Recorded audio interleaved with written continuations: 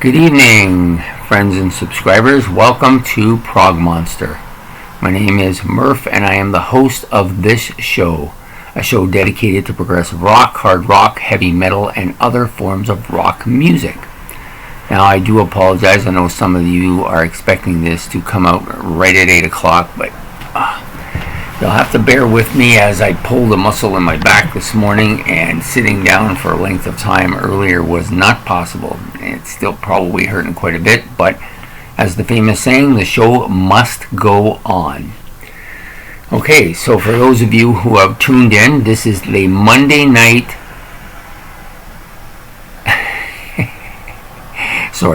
this is the Monday night classic rock album look back, or look back at a classic rock album is actually what it's called.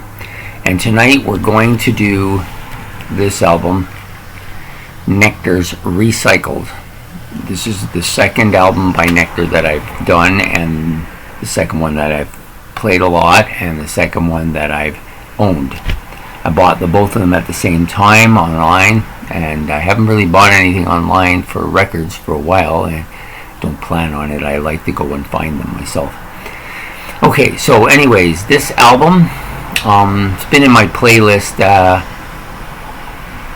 I think it's been, almost 6 months, a fairly lengthy time period. And to be actually standard, the good albums usually make it about at least 6 months. I have one on there that just came off that was almost 10 months. That's a long time. There's a few that have been come off after about 3 or 4 months. They're not as strong, but the average one, usually the good ones, usually make it to about at least 6 months anyway. So this one's been on for about 6 months. It's a good album. I don't think I like it as much as Tab in the Ocean. I think it's because Tab in the Ocean feels more like a progressive rock album. Not that this isn't progressive, it is, but I just think it feels more, it has more of that close to the edge feel, which is the album that I like to measure my progressive feelings, or my progressive rock feelings. It's the one I measure everybody against. I guess that's the best way to put it, because it's my favorite progressive rock album. So anyways, pretty solid album. So what are the vitals about this album? Let's see. It was released because it didn't do as, Nektar wasn't as big a band as some of the ones like Genesis and Yes and them, and so their releasal things are a little different than most people's. This album was released on October 1975 in Germany, then again on January 1976 in the United States, and then it was released again the following year on the same month, 1977, in the UK. It was recorded in Chateau, I'm going to get this wrong, but I'm going to try and get it, Hirosville, Val d'Oise in France. Now, I probably pronounced that wrong. My French is usually not too bad, but this is a little bit hard. And then at the Air Studio in London as well. It's about 36, almost 37 minutes in length. That's pretty normal for the time period. The label was Basilius in Germany, Passport Records in the in the US, and Decca Records in the UK. It was produced by Peter Hawke and Nektar. So those are the vitals on it. Playing on the album, of course, is Roy Albrighton, lead vocals and guitars, Alan Taft Freeman, keyboards and backing vocals, Ron Howden, drums and percussion, and Derek Moore, bass and backing vocals, and an additional Larry Fast also played Moog synthesizer on it. So a pretty solid album. Like I said, I don't think I like it as much as Tab in the Ocean. In fact, I know I don't. Tab in the Ocean to me is a great album and probably destined to be a master. I don't know that this one will reach that. It's a little bit more, I want to say commercial, but I wouldn't say it's commercial. has a couple songs on it that probably could do well on the charts, and I think one of them actually did pretty well. I think it was their tour dates that kind of ruined it for them. I think this album could have put them right on the map, but something happened with their tour. I remember reading something about it. I just can't remember what it is offhand now, where they weren't able to tour when the album came out for some reason, and probably affected their ability to become one of the top bands. Okay, so I have this, which is the booklet that comes inside of it. It's quite bright, as all their books usually are. Some nice stuff inside. It's got all the lyrics to all their songs, tells a little story about them. I see a lot of people mistakenly think of Nektar as a German band because that's where they got big first, but they're actually a British band, a British progressive rock band. There's no doubt that they're progressive rock. There's a lot of progression in their music. They do have some songs that are less progressive, but generally speaking, they're progressive rock. So about the songs. Okay, for this particular album, I have a reissued copy. It has the Jeff Emerick mix and the original mix. So the original mix, I'm going to be the ones I'm going to be talking about, and then I'll mention about the Jeff Emerick mix. So I have both mixes here. So basically there's 11 songs, and they do them twice, and both mixes on the album. Okay, so Recycle is the first song on the album. Sets the tone. It's a good song. Most of the stuff on this album is pretty fast-paced. It's a pretty fast-paced album compared to Tab in the Ocean, which is more drawn out. The songs are smaller on this album than they were on Tab in the Ocean as well. And I'm going to stop comparing it to Tab in the Ocean now because I want to talk about this album, not Tab in the Ocean. So, anyways, Recycled Countdown, Cybernetic Consumption, Automation, Horoscope, and Recycling. It just follows a theme. It's almost like a concept album on recycling, I guess. Flight to Reality, Unendless Imagination, San Paulo Sunrise. That one's a little bit less progressive. It's more of a, I don't know what you would call it. I think the song itself is progressive, but the lyrics may be a little bit more mundane, I guess is a good word to use. Costa del Sol, Marvelous Moses, and it's all over. I like all the tracks on here.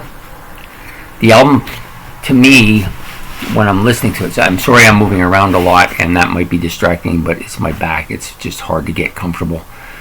So, anyways, I like all the songs on the album. I've listened to it quite a bit, but there's nothing that really stands out except for maybe the Recycled song.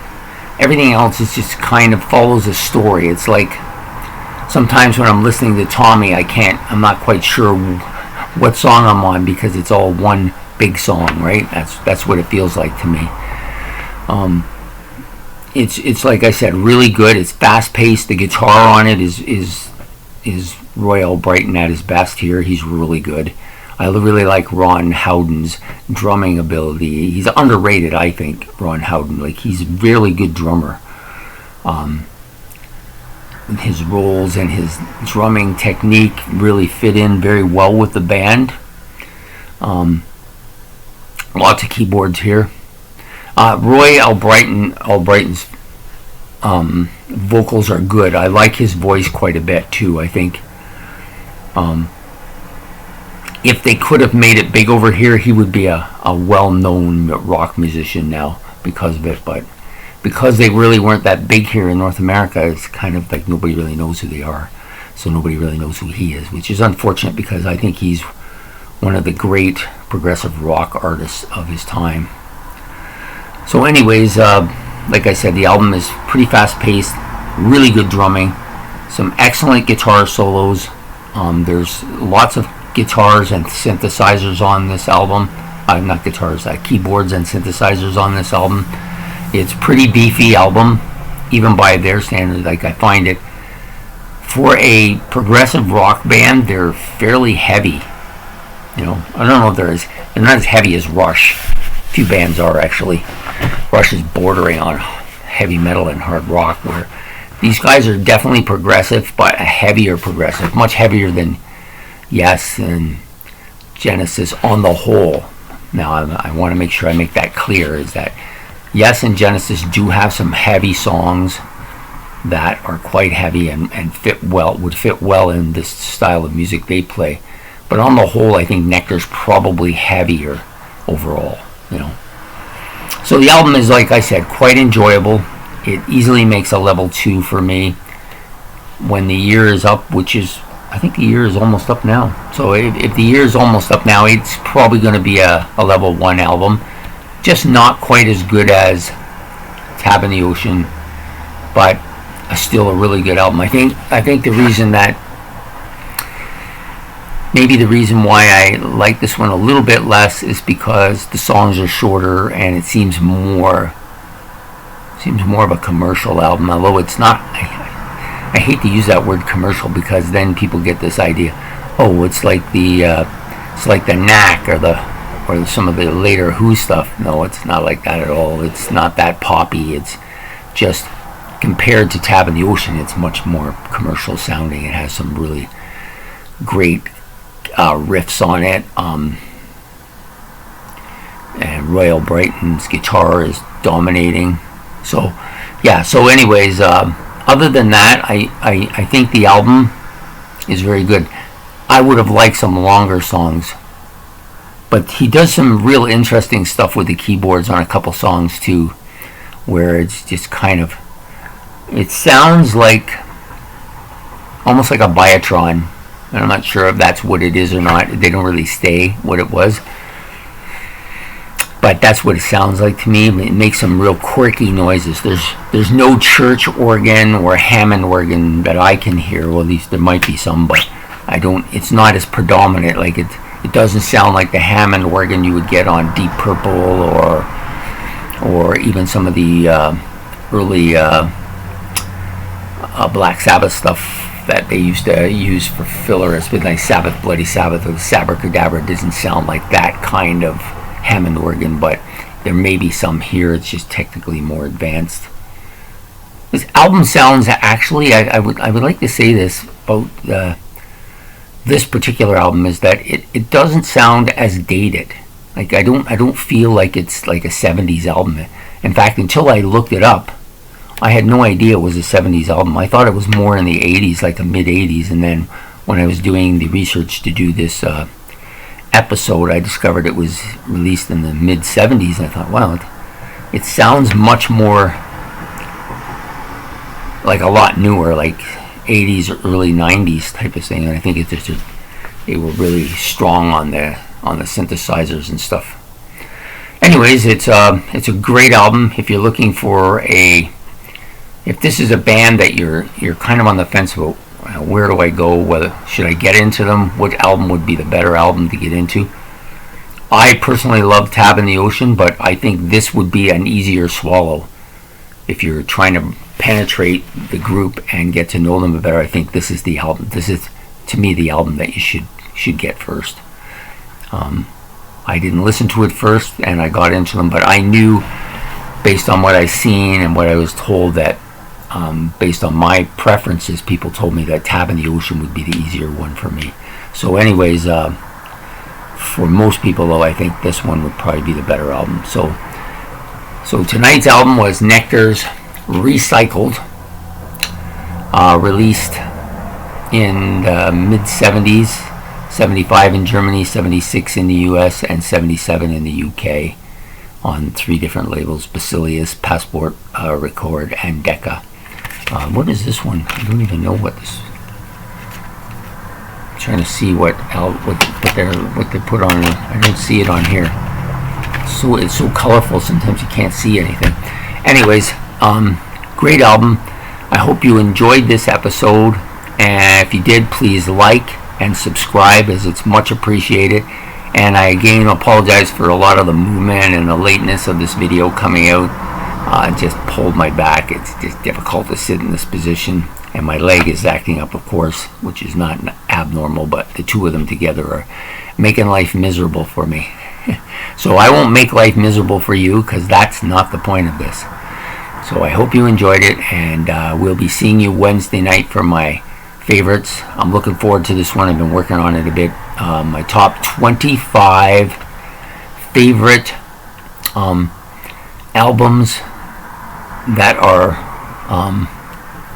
recent discoveries of mine. So that doesn't mean they're brand new albums. Some of them are actually quite old, but they're new to me. I've never had experience with them until I got them, and for this I'm going to put them in there. So anyways, I hope you can come in for that one. That would be great.